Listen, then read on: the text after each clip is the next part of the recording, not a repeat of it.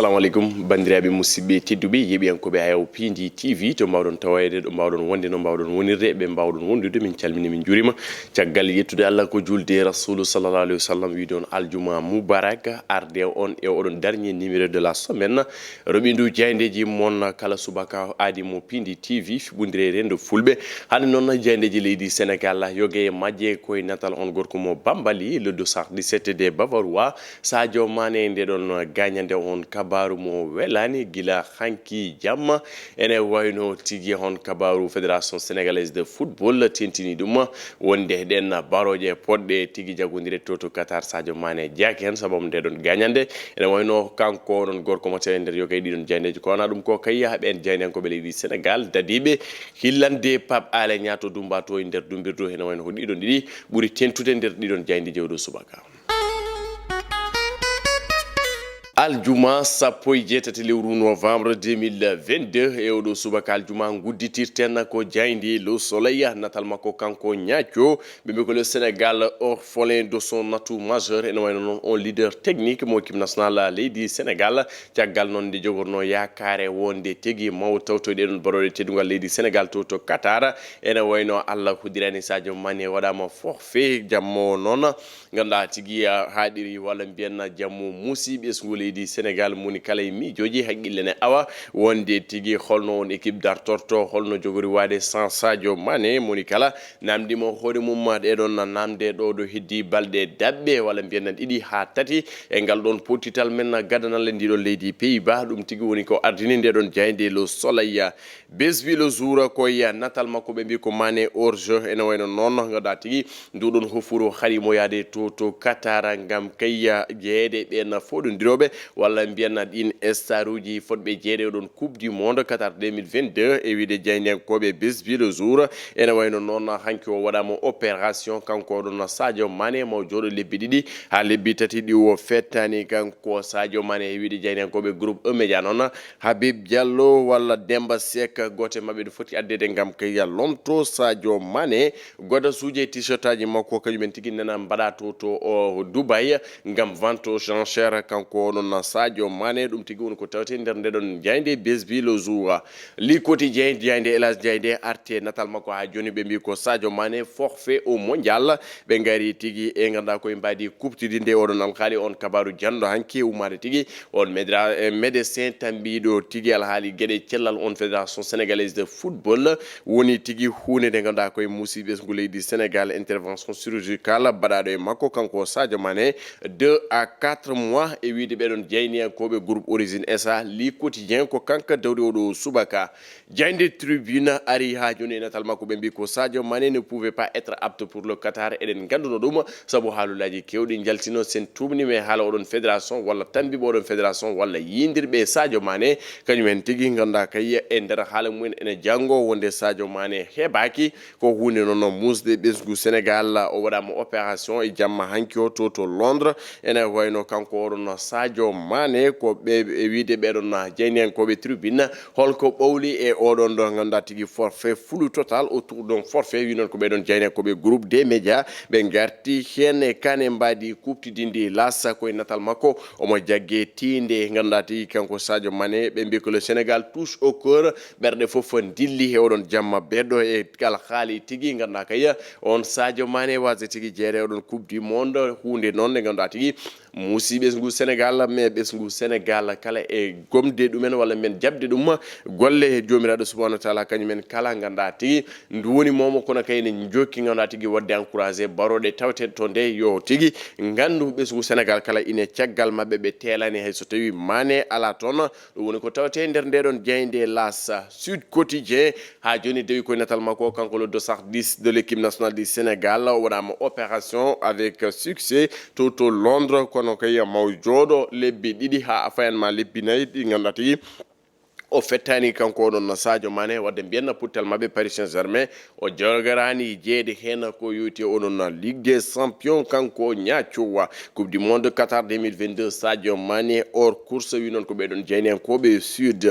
enquête wayri sawru mbagguɓe gatti ko oɗon hémicycle ganda tigui alhaali gudditgol on session budgétaire 2023 ɓe mbi ko le début des hostilités ene wayno noon alhaali on codmami cottumami fuɗɗima to assemblée nationale leydi Sénégal hanki o noon alqaali goɗgol on loi de finance 2023 yuɓɓinama no hannit ni kono kayya yuɓɓinama e ganda koye poɗe ndure yuɓɓinama tigui taw koye tumaji mettude e wiide ɓeɗon jaydiyankoɓe enquête musino no hannit ni to assemblée nationale leydi Sénégal e oɗon ñalawma hanki kono kayya wattini tigui ko ɓen wodde ko gotanno haallaji kewɗi teskama toon e wiide ɓen jaydiyankoɓe enquête direct news ha joni ari koye gotka alhaali on jaydiyanke hoorejo Dakar matin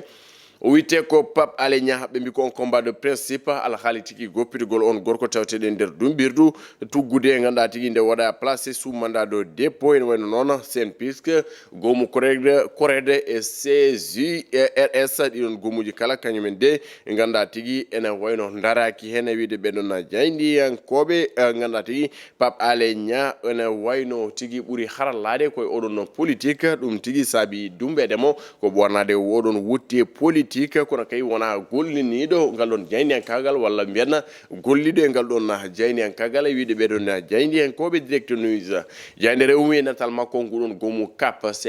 coordination des associations de presse ɓe mbi que la CAP garde le CAP heno wayno noon ha joni ɓe dirani ɓe ɓosani e tigui nder darde nde ɓe darino maɓe jaa tigui seppoyde ganduɗa ko seppo tigui yamirango walla mbiyanna marche autorisé kamɓe tigui nguɗon gomu CAP jeyniyankoɓe alhaali tigui seppandemo kanko oɗon Pape Alé Niang le vrai journal wi que la presse vent debout ɓe garti tigui e mbadi kuptidini goɗon chapeau mars pour la libération de Pape Alé Niang ele haalaji noon ko jagguimo eɗen gandi ko secret de défense e ko way noon ganduɗa tigui saktude kabruji ɗi ganduɗa tigui ko laamu ngu yeeya ɗum noon woni sababu tigui jaggogol walla mbiyanna dumbogol Pape Alé Niang ɗum tigui woni ko tawte nder nde ɗon jeyde le vrai journal l'observateur koye gotka finiri e oɗo subaka ɓe gatti tigui ko alhaali on recrudescence ganduɗa tigui saisonnière de la maladie au Sénégal on Covid-19 ɓe mbi tigui 99 cas ko ɗum tigui woni ko waɗa répertorié Thilogne Kaffrine e zone uji ganduɗa tigui ɓurɗi memede ganduɗa tigui ɗo e nder leydi Sénégal ɗiɗo nokkuji noon ene wayno koko mema no hannirtini e wiide ɓeɗon jeyniyankoɓe Youssou Madjiguène kowona ɗum ko ɓe gatti ene talla on meɗɗo wonde animateur mabɓe on tawteɗo to Média Invest woni DJ Boubs alhaali tigui ko FIFA ƴettimo gam kayya alhaali ganduɗa ko oɗon coupe du monde ɗum tigui woni ko tawte toon harti tigui oɗon cahier de charge makko kono kayya e on contrat makko en dollar DJ Boubs arti hen e mbadi kuptidindi en jaaɓi hormade ɓiɗɗo men Aissane Ndiaye uddirde kala subaka jaydi stade a joni ganduɗa tigui jaydeji foof dogini Sadio Mané dogini coftal ɓalli ala ko haali ndi stande le forfait de Mané fait pleurer le Sénégal ɗum ko kan ko labta ene wayno noon ɓesgu Sénégal woyi wasgol yaade Sadio Mané kono heddiɓe toon ɓe tigui ma mbaɗɗe ɗon golle no hannirtini koɓe nogas en joyo eɓe mbawi waɗede galvanisé mbawi waɗede motivé e wiide jeyniyankoɓe stade ɗum tigui woni ko tawte toon dendagal ko Sénégal men no yaade coupe du monde ene wayno tuggude 2002 2018 ɓe potite jeetati 3 victoires 3 nul et 2 défaites ɗum woni ko Sénégal meeɗi dañde oɗon coupe du monde ɗum noon ma ɗiɗon victoire uji ɓeydo so haajiɗo Allah e wiide ɓeɗon jeyniyankoɓe e stade ɓe gatti tigui e ɓeɗon nayo ɓe ganduɗa tigui enen jakorano hannirtini Loum Ndiaye Formose Mendy wondude Pathé Ciss Krépin Diatta e Pape Matar Sarr ko worɓe yakoraɓe oɗon coupe du monde gasi ɗum woni to jayndeji ɗi gaddude no oɗo subaka joni garen e hello wongo non tigui bandiraɓe musidɓe tedduɓe caggal tigui nde piranden bandiraɓe holko kele gadan jaydi leydi Sénégal gadduno ene way noon e gartaɗa e alhaali makko kanko Sadio Mané woni hunde musde ɓesgu Sénégal metti no fewi so woni no saga gote men kala taw Sadio Mané yeehi mais ganduɗa tigui fodewre adi taggore ɓoyɗo tigui heɓanade guel ɗon kawguel ganduɗa tigui oɗon qualification to de jamñaji on jii ko wanno hen eko way noon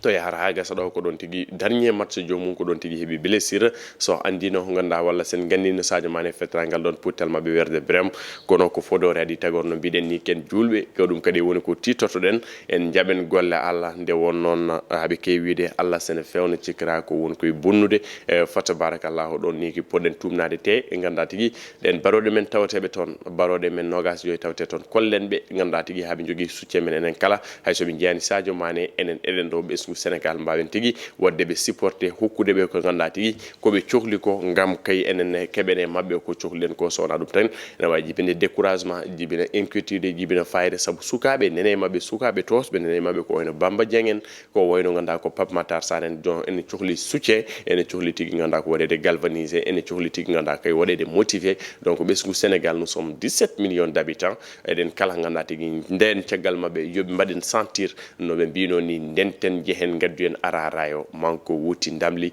ha joni keddoɗen oɗon concept fa tabarakallah Sénégal ganda tigi so rendi ala ko o ronki ƴettude nde wonnon waliyaɓe ko ɗo leeli sernaɓe ko ɗo leeli yimɓe mawɓe ɓe ko ɗo leeli Alay Seydou Nour Tall en ganda tigi Mame Baye Niass en Mame Serigne Touba en kañumen kala nan ɗo leeli fa tabarakallah e barkeji mabɓe sen jaaɓi tigi ganda ko wallodirde labdude deedi coupe du monde nata ɗo e nder leydi Sénégal nde wonnon Mouhidine Samba Diallo yaramo yo Allah yurmomo yaafo mo meeɗi wiide o tini coupe du monde ne waɗe ɗum ko guiley gurdoma o ndeysan o tini coupe du monde ne waɗe Qatar o yeehi toon kanko e hoore makko o wi kono Sénégal ne wawi ƴettude oɗon coupe du monde ɓe mbimo o wi aha o wi sen goppi gueɗel gotel noon ɓe mbi wonogel gueɗel gotel o wi won waloɓe woyde ñamani wonɓe suwa mumen mbalara ganda tigi kirtaki sen goppi ɗum noon tan enen kala laaɓodiri deedi ko joguiɗa e seeɗa ma pecca kokka hen bande ganda tigi ma wod ko ɓeydi ma wod kadi ganda kadi ko ɓamti e nder rendo men kono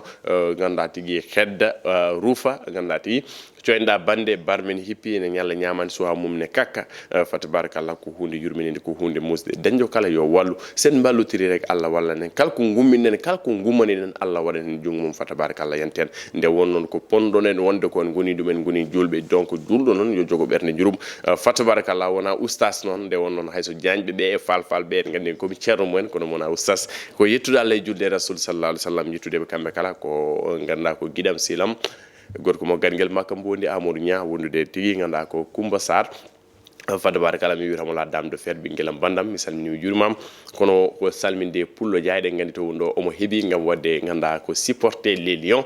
no hannirtini les lions avec ganda de toute cor par ce que sen jiyimo ko fibre patriotique ɗum woni ko dogere he makko Alaji Mbare Dia no kewmo widemo fa tabarakallah en mbimo juma moubarak kono kadi en jejjita Yaya Dem et tout l'entourage ko takki ɗon e ganda tigui ko taari on en calminiɓe e mbadi kupti dindi ganda tigui e widon juma moubarak keɓen kala Ifra Sadio Ba en ganda tigi Aboubacry Ndiaye mo ganda tigi luppora jaydeji leydi Sénégal kono kadi en calmini gorko mo campengo wiyete ko Abdoulaye Diop fa tabarakallah luppora robindu jaydeji eɗen mbiya so tawi tew fo wayno heñere laaɓi sohla hen calminimo e mbadi kumtidinde kanko Ceerno Abdoulaye Diop eɗen gandi so duwima Allah woni jabbo fa